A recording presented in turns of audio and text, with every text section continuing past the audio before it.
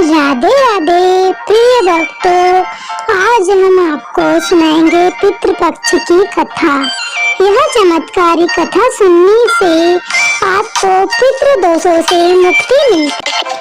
पितृपक्ष की पौराणिक कथा। पितृपक्ष की पौराणिक कथा के अनुसार जोगे और भोगे दो भाई थे। दोनों भाई अलग अलग रहते थे। जोगे धनी था और भोगे निर्धन था। दोनों भाई में परस्पर बड़ा प्रेम था।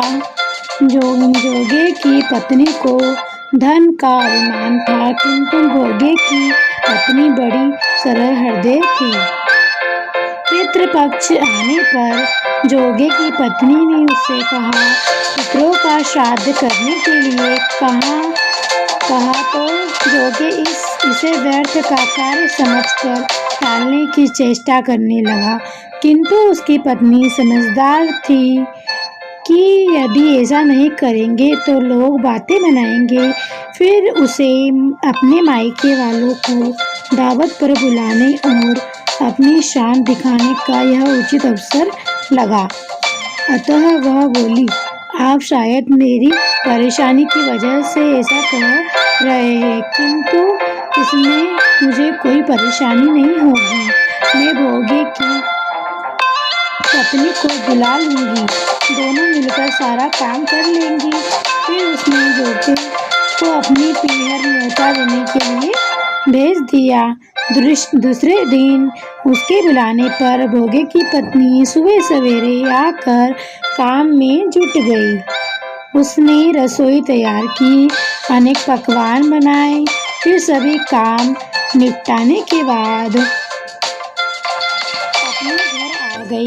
आखिर उसे भी तो पितरों का श्राद्ध तर्पण करना था। इस अवसर पर ना जोगे की पत्नी ने उसे रोका, ना वह रुकी। शीघ्र ही दोपहर हो गई। पितर भूमि पर उतरे। जोगे भोगे के पितर पहले जोगे के यहाँ गए तो क्या देखते हैं कि उसके ससुराल वाले वहाँ भोजन पर जुटे हुए हैं। निराश होकर वे भोगे के यहाँ गए। वहाँ क्या था, मात्र पितरों के नाम पर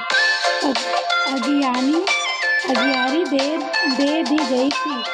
पितरों ने उसकी राख चाटी और भूखे ही नदी के तट पर जा पहुँचे। थोड़ी देर में सारे पितर इकट्ठे हो गए और अपने अपने यहाँ के श्राद्ध की बड़ाई करने लगे।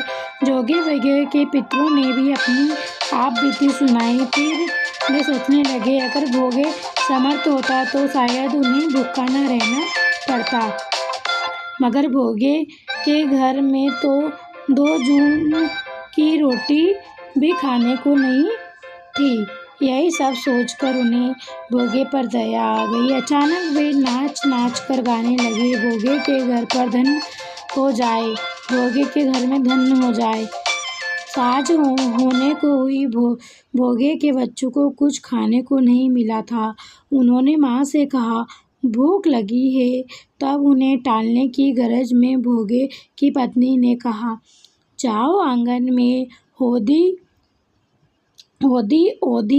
रखी है, उसे जाकर खोल लो और जो कुछ मिले बांट लेना और खा लेना। बच्चे वहाँ पहुँचे तो क्या देखते हैं कि होदी मोहरों से भरी पड़ी है। वे दौड़े माँ के पास पहुँचे और उसे सारी बात बताई। आंगन में आकर भोगे की पत्नी ने यह सब कुछ देखा तो वह बहुत हैरान रह गई। इस प्रकार भोगे भी पत्नी के सहित धनवान हो गया, मगर धन पाकर वह घमंडी नहीं हुआ। दूसरे साल का पितृपक्ष आया। श्राद्ध के दिन भोगे की स्त्री ने 56 प्रकार के व्यंजन बनाए। ब्राह्मणों को बुलाकर श्राद्ध किया, भोजन कराया, दक्षिणा दी। जेठ जेठानी को सोने चांदी के बर्तनों में भोजन कराया। इससे पितृ प्रसन्न हुए और तृप्त हुए और उन्हें आशीर्वाद दिया कि वह सदा ही धनी और सुखी रहे, जिससे उनके परिवार की वृद्धि हुई, उनके कुल की वृद्धि हुई। हमें अपने पितरों का श्राद्ध पूरी श्रद्धापूर्वक करना चाहिए। पितरों का श्राद्ध पर सभी ब्राह्मणों को निमंत्रण देकर उन्हें जिमाना चाहिए और दान जितना भी हो सके दान दक्षिणा देकर हमारे पितरों को हमें तृप्त करना चाहिए और उन्हें प्रसन्न करना चाहिए। यदि पितृ प्रसन्न होते हैं तो हमारे घर में धन के भंडार भर देते हैं और सभी मनोकामनाओं को पूरी करते हैं और सभी दोषों से मुक्ति मिलती है। इसलिए हमें हमारे पितरों को प्रसन्न रखना चाहिए।